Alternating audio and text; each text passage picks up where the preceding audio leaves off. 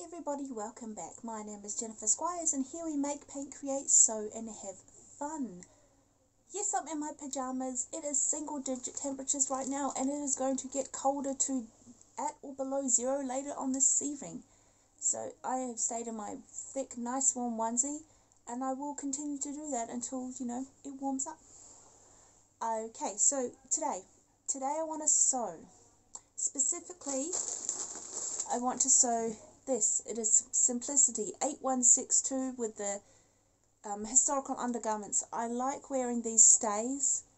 I wore a set of stays that I made to Armageddon. Insert picture here. I love those stays. They were so comfortable. And I want to start to incorporate more historical wear items into my everyday wear clothing. But maybe something slightly less elaborate, without the sewn flowers on and things. So I want to make more stays, as many as I can. We have a limited budget for this project. We have $50, which has to be total, all up, with everything concluded. So we need to get our fabrics, so we're going to hit up the op shops. We're going to have a look around. They have a lot of great second-hand fabric, tablecloths, curtains, and fancy old lady napkins, things like that. That's what we're going to be looking for. So there's 3 good op shops in town, so we'll go there. Then we need to go to the $2 shop and get shoelaces. We'll need a couple of sets to do our lacing. And we will also need to go to the hardware store, which will be one of our most expensive stops, to get cable ties, really thick, the really long zip ties to serve as boning, because actual boning is expensive when you're trying to make like a 1740s inspired set of stays, and I don't want to spend that much. And we're going to try our best. We're going to do hand-bound eyelets because I like the look a lot better. I can control it a lot better. And last time I did hammered eyelets, I kind of dented the floor, so probably shouldn't do that again. So that's what we're going to do. Tomorrow we're going into town to the op shops. Husband will have his day off, so we're all going to go together. So then we have to readjust this pattern because I have cut it and changed it so many times. We need to sit down, redraft it out onto another... Ooh, kids are doing their chores, awesome. Redraft it out onto another set piece of paper, and I want it to be slightly longer than the one I wore to Armageddon. I want it to, come up to or just above nipple height. At Armageddon, it sat kind of under the bust, and it really shoved my tatas up there and put them on show. I don't necessarily want that for an everyday wear kind of piece. I want it to be a little bit more modest, but still supportive. So that's what we're going to do. So op shop first, and then readjusting the pattern, and then we'll take it from there. I'm giving myself 2 weeks, roughly 2 weeks for this project. We can see how many chemise we're going to get out of this, how many sets of stays. We're also going to pull from my fabric stash. I don't have all of my fabric stash here. A lot of it is in storage because we did have to move, and I used to have a much larger sewing space, but I'm glad that I am where I am and I can actually live somewhere safe with, people that love me and shit. So we're going to fabric stash, op shop, hardware store, $2 shop. So let's go and do that.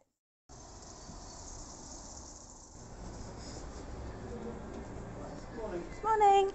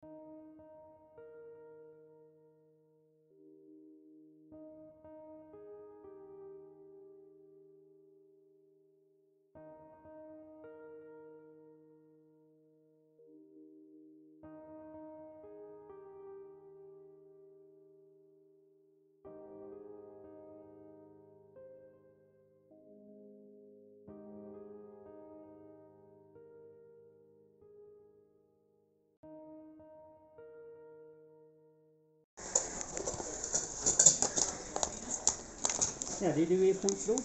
No. Okay. At $22.79.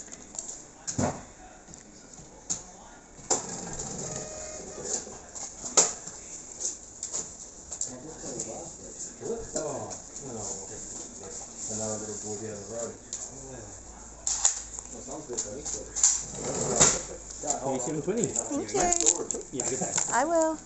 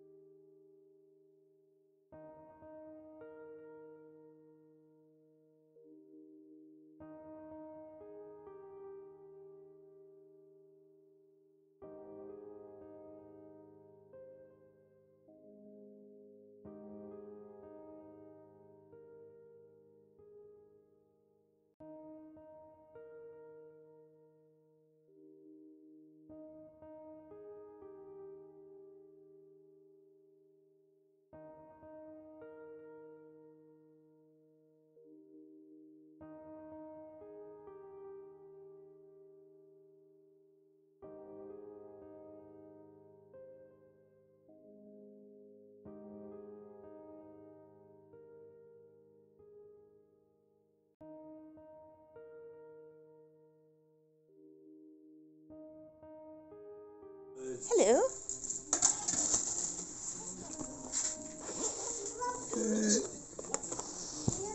$5, thank you. Alrighty. Oh, There we go. perfect.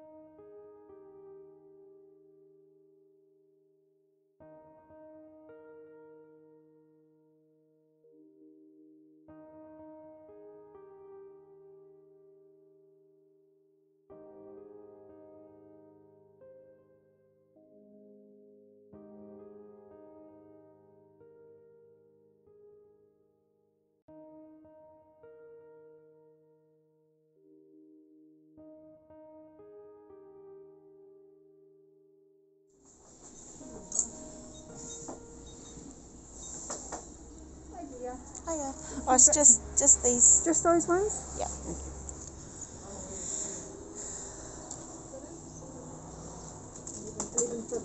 Okay. Thank you. Okay, I am back from the op shops and hardware store, and I'll have a show you what I got. First thing we picked up were these super long cable ties. They are 550 millimeters long by 9 millimeters wide. This is what I like to use for boning. I think these cost us $22.50. Then we picked up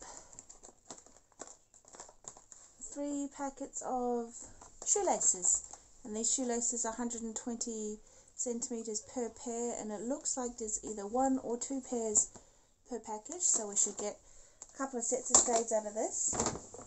Now onto the fabric. The first place we went to was the SPCA, where I got this nice dark navy blue. It's a flat bed sheet, but I can see the selvage edge. I think it's a it says it's a single bed sheet. I'm pretty sure that it is a tablecloth or just a piece of fabric. And then we have this nice queen flat sheet, just a plain white with a bit of gold piping along one edge. We went to the Manchester House op shop and I bought this sheet for $2, and it has a couple of nice details that we can use.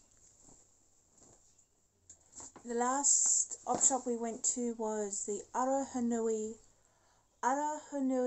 Hospice op shop, where I bought this piece of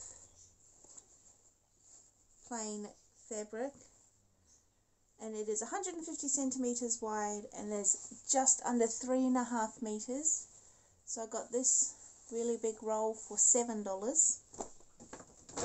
and I got this nice printed fabric which is 1.5 meters by 112 centimeters, and it's got this nice little woodland tree forest print on it. So I thought this might be good for an exterior of the stays, and we've got a nice strong lining,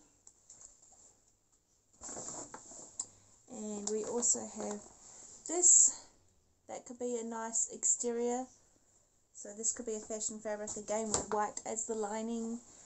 This one maybe lining, maybe pop into the stash, I'm not 100% sure.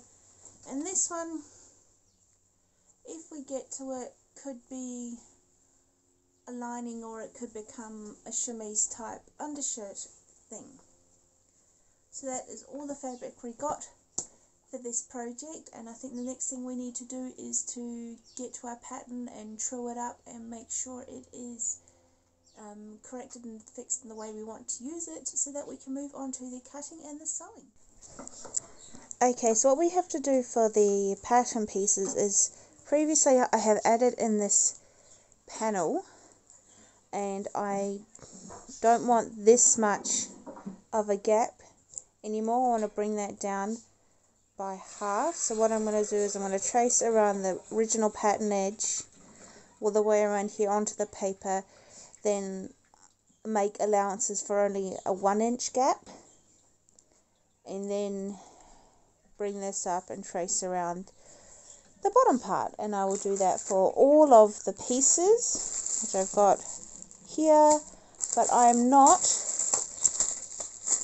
going to do a stomacher, because I'm not building an entire gown, so I'm not a huge fan. So we're going to do this, so all of this, and I'll come back when I have. Okay, so here are all my pieces for my patterns redrawn out. So we have the front, side front, side back, and the strap. So I will need 2 of each of these of the fashion fabric, 2 of each for the lining. Hello, Simon. And 2 each for the interlining, which will be our strength layer. So I'm going to do that and get back to you. Okay, now I have all of my lining, interlining, and fashion fabric pieces cut out. The next thing to do is to stitch the lining sections together and set it aside, and then stitch the fashion fabric and interlining sections together, and then mark and sew the boning channels.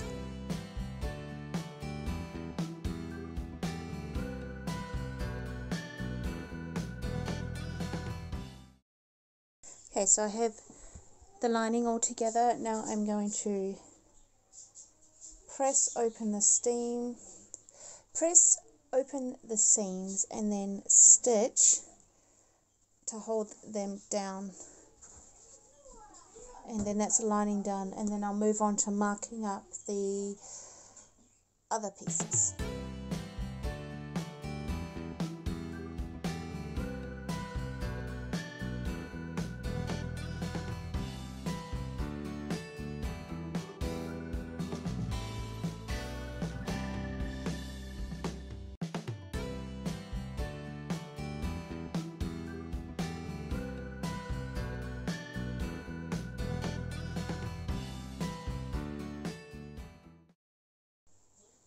Okay, so I have all of my channels marked on all my pieces, and I'm going to use this cool multicolored thread to stitch the channels because it will be visible on the exterior of the stays, and so I thought this would be neat, and it will kind of match all of the different orange tones and things on the stay. So I'm going to go ahead and do that, and I'll check back in with you tomorrow to show you how far I have got.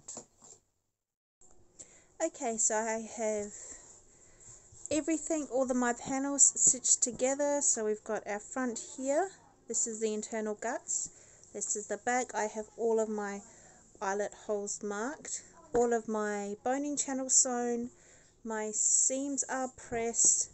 So I've got both halves here. Now I am going to sit down and insert all of the boning that I'm going to stitch along here, and that'll trap in this piece of boning here and here.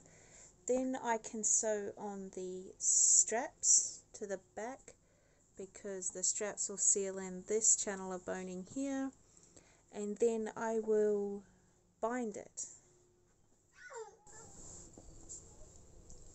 Okay, so I'm taking my zip tie, I am inserting it between my fashion fabric layer and my interlining layer,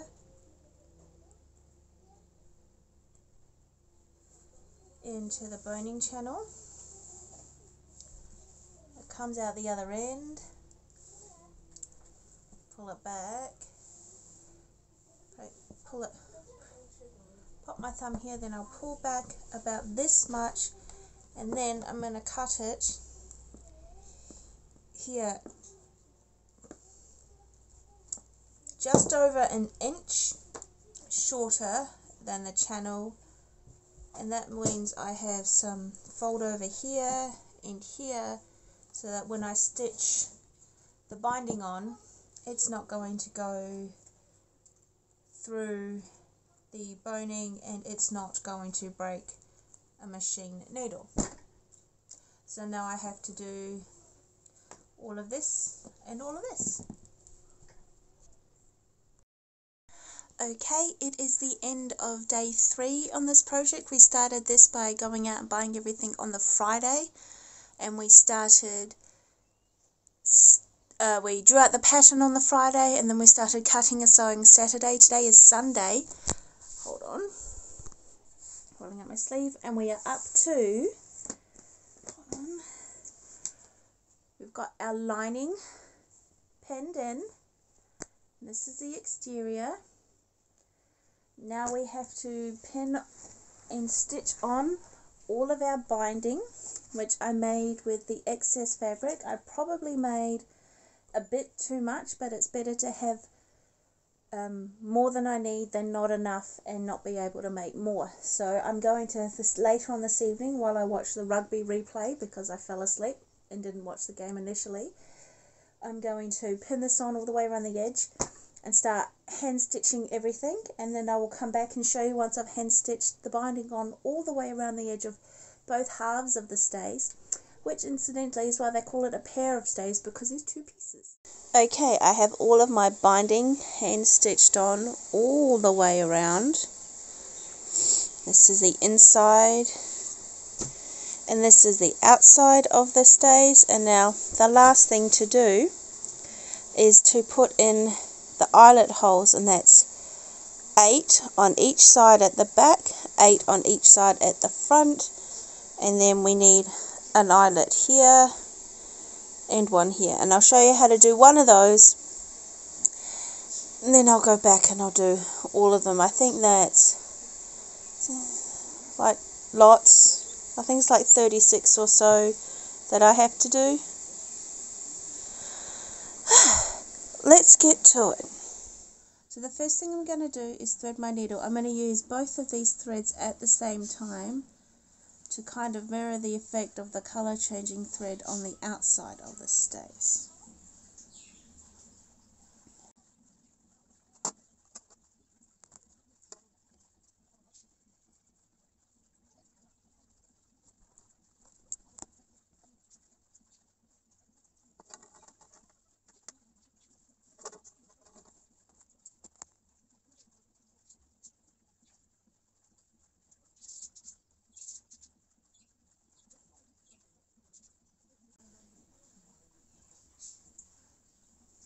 There we go, I've actually folded it over, so this is now 8 strands thick.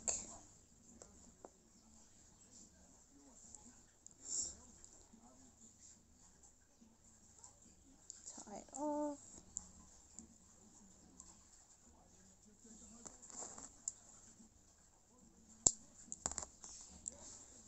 Okay, I have already marked, I don't know if you can see it very well, but with an orange marker on the inside, you can kind of see it through the lining here, but not actually on the lining there. I've got this hole punch. I don't have an awl, which is what you should be using because you should spread the fibres, not cut the fibres, but I'm going to use this hole punch to cut a circle.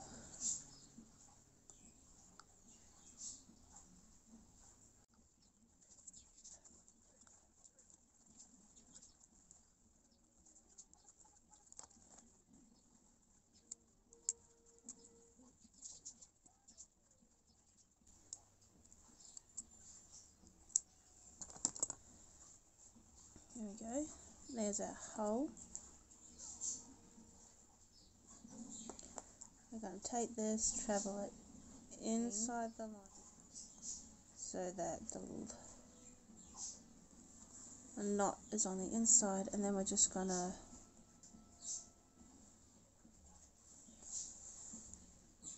go around like this.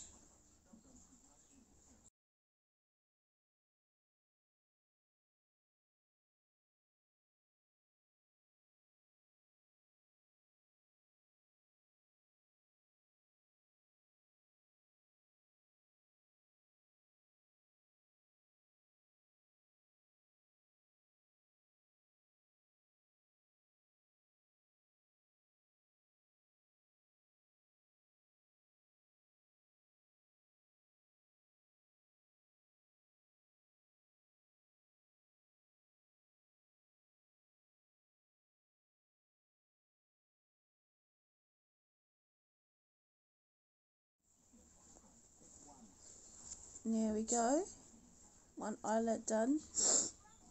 I usually go through and put a couple of drops of super glue around them once I'm done, and I always start on the back because they look awful, and I always get progressively better as I go, so that by the time I get to the front they look pretty halfway decent. So I will continue to do, I believe, 35 more eyelets, and then the stays are done. So I will see you in the reveal.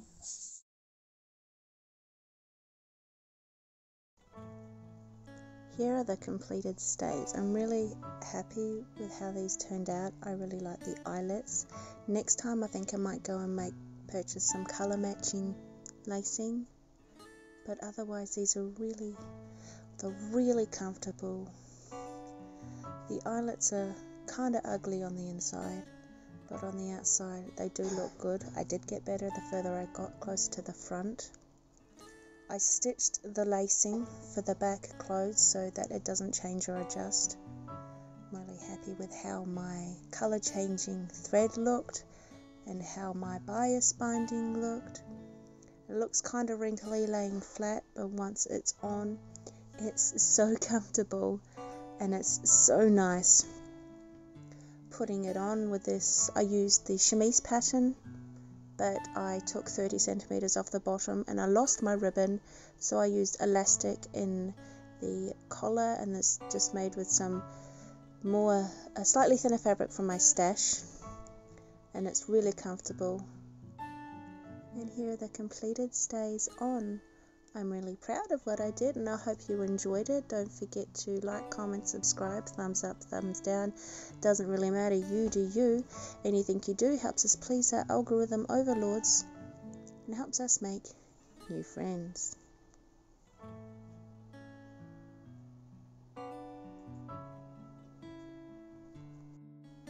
And I'll leave you to enjoy the rest of the video.